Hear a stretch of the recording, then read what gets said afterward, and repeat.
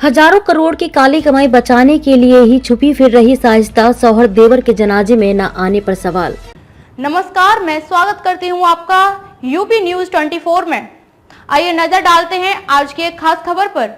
शौहर अतीक, देवर अशरफ और बेटे असद की हत्या के बावजूद साजिदा का कुछ पता नहीं। घर की 3-3 लाशें उठी लेकिन वह किसी के जनाजे में शामिल होने नहीं पहुंची। सवाल ये है कि दुखों का पहाड़ टूट पड़ने के बावजूद साजिदा आखिर छुपी कैसे रह सकती है। शौहर अतीक, देवर अशरफ और बेटे असद की हत्या के बावजूद साजिदा का कुछ पता नहीं। घर की 3-3 लाशें उठी लेकिन वह किसी के जनाजे में शामिल होने तक नहीं पहुंची। सवाल यह है कि दुखों का पहाड़ टूट पड़ने के बावजूद साजिदा आखिर छुपी कैसे रह सकती है। कहीं यह 5,000 करोड़ से अधिक की काली कमाई को बचाने का दांव तो नहीं। डर है कि कहीं वह जेल जाए और उसके गुर्गे ही संपत्तियों पर काबिज हो जाएं। सवाल कयास और भी हैं लेकिन जवाब किसी के नहीं। उमेश पाल हत्याकांड में नामजद होने के बाद साजिदा खुद ही 50,000 की इनामी है। गिरफ्तारी से बचने के लिए वह सामने नहीं आ रही है। 5 लाख के इनामी बेटे असद का एनकाउंटर हुआ तो यह लगा था कि साजिदा अपने बेटे का चेहरा देखने जरूर आएगी, मगर यह कयास ही साबित हुआ। जिस बेटे पर जान छिड़कती थी उसे वह आखिरी बार देखने तक नहीं पहुंची। इसके बाद अतीक और अशरफ की हत्या हुई तो किसी को कल्पना भी नहीं थी कि वे नहीं आएगी। अफवाहें कई तरह की उड़ी, यहाँ तक उड़ाया गया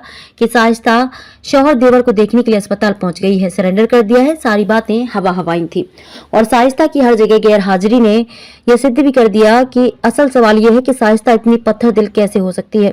इसके पीछे कुछ दलीलें हैं। बड़ी यही कि अतीक ने काली कमाई के जरिए 5,000 करोड़ से अधिक की संपत्ति जुटाई है। कई कंपनियां खड़ी की हैं। ईडी की छापेमारी के बाद बहुत कुछ सामने आ भी चुका है। अतीक के रहते साजिदा आश्वस्त रहती कि सब कुछ मैनेज हो जाएगा। खुद साजिदा को बहुत चिंता करने की जरूरत नहीं थी, मगर अब तो हालात एकदम उलट हैं। अतीक का एक बेटा ढेर हो चुका है, 2 जेल में है और 2 बाल संरक्षण गृह में है। अगर वह पुलिस या अदालत के समक्ष समर्पण कर देती है तो उसे भी जेल जाना होगा। उसके लिए जेल से जमानत पर बाहर आना आसान नहीं है। उसके खिलाफ कई नए मामले भी दर्ज हो सकते हैं। ऐसे में सलाखों के पीछे ही लंबी जिंदगी काटनी पड़ सकती है। उसके जेल जाते ही अतीक के लिए काम करने वाले ही हावी हो सकते हैं। लिहाजा संपत्ति को बचाने के लिए साजिदा ने इतना कड़वा घूंट पिया है। वहीं अब अतीक के प्रयागराज से लेकर देश के विभिन्न शहरों में रियल एस्टेट कारोबार को संभालेगी। हाल ही में अतीक के करीबी वकील Khan Shaulat Hanif, accountant Sitaram Shukla, real estate कारोबारी खालिद जफर, बसपा के पूर्व विधायक Asif Jafri, builder Sanjeev Agarwal, car showroom मालिक दीपक भार्गव समेत 18 से अधिक लोगों के यहां ईडी की छापेमारी से 50 से अधिक का कंपनियों का पता चला है। इनमें रकम अतीक ने निवेश की थी। इनके जरिए अतीक अपने काले धन को सफेद करता था। यही सिलसिला आगे भी जारी रह सकता है। खबरों में अब तक के लिए बस इतना ही। फिर होगी मुलाकात ऐसी ही एक खास खबर के साथ। तब तक के लिए नमस्कार और बने रहिए यूपी न्यूज 24 के साथ।